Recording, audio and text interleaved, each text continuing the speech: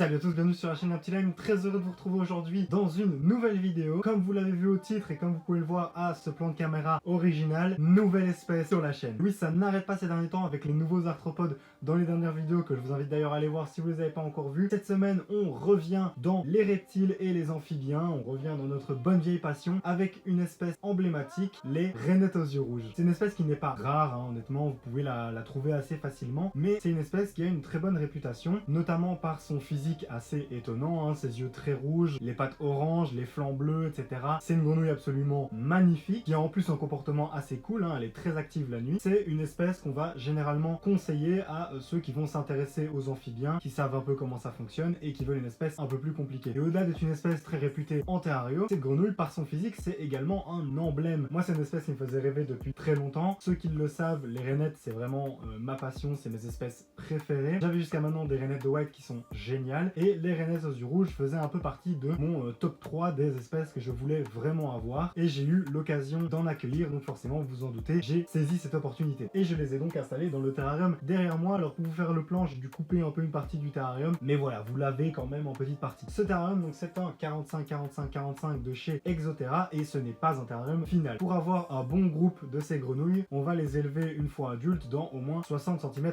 de hauteur. Ici elles sont encore très petites et très jeunes, et c'est un petit groupe, donc cette place elle est très bien, le terrarium est totalement adapté, et écoutez, ça se passe à merveille. Elles sont très actives, je les vois se déplacer la nuit très souvent, donc on est parti pour en parler beaucoup plus en précision. Si vous connaissez pas l'espèce, c'est pas grave, je vais vous donner un maximum d'informations, et on va parler aussi de comment j'ai aménagé le terrarium. En commençant comme toujours par un drainage, vous pouvez choisir ce que vous voulez, moi j'ai pris des billes d'argile et ça fonctionne bien. Par-dessus le substrat, c'est toujours pareil, de la tourbe de coco. Ici j'ai mélangé comme souvent avec un peu de sable d'aquarium, de la sphaigne, quelques feuilles mortes de ficus, et j'ai ajouté également un peu de forest flore. J'avais pour volonté de faire de cet terrarium un terrarium bioactif, donc j'y ai ajouté des colamboles et également une petite partie de ma souche de Porcellio levis, qui sont donc des cloportes tropicaux. Ces petits animaux, ils vont aller se mettre dans le substrat, ils vont consommer tout ce qui va être déchets, que ce soit déchets produits par les plantes ou par les grenouilles. De temps en temps, peut-être que les grenouilles choperont les jeunes individus, mais c'est pas très grave, il y aura ce changement, et puis c'est une très bonne source d'alimentation pour les grenouilles. Ensuite, j'ai placé les plantes et les structures principales, à savoir les grosses branches, etc. Pour les plantes, on a une petite fougère d'Amérique centrale assez classique. On a une variété de philodendrons, donc les philodendrons, c'est ce qui comporte notamment le pothos. Le pothos, c'est une plante qui se développe très bien, et qui fait des feuilles assez résistantes, en sachant ici que les rainettes dorment sur les feuilles, donc c'était important d'en avoir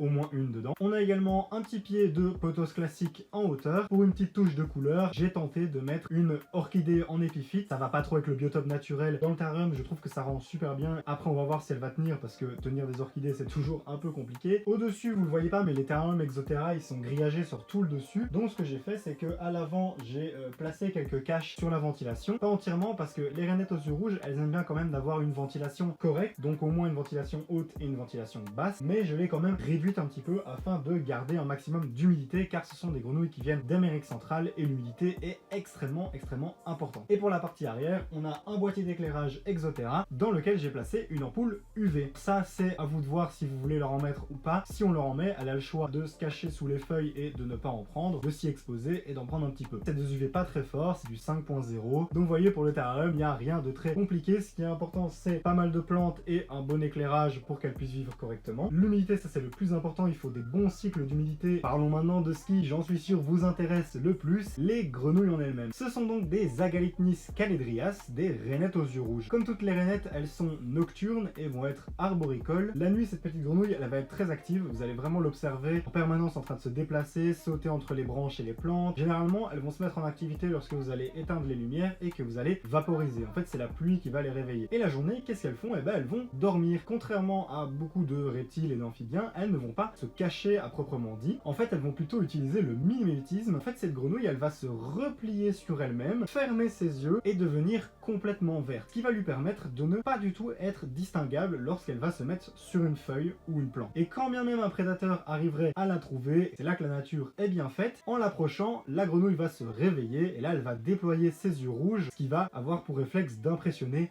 le prédateur et lui laisser le temps de s'échapper. Je vais vous en sortir une, bien sûr très important, lorsqu'on manipule un amphibien, déjà on le fait le moins souvent possible, une peau très sensible et donc il faut faire très attention. Si je vous la sors pour la vidéo, c'est une occasion un peu spéciale, sinon dans la vie de tous les jours je ne le fais pas. Pour les manipuler, donc on va déjà faire attention d'avoir les mains propres, mais attention à ne pas mettre des produits toxiques dessus, ne pas avoir de gel hydroalcoolique. Et ensuite, très important aussi, on va les mouiller, ça évitera d'irriter la peau des grenouilles lorsqu'on va essayer de les prendre. Et la voici, donc elle vient tout juste de se réveiller à l'instant.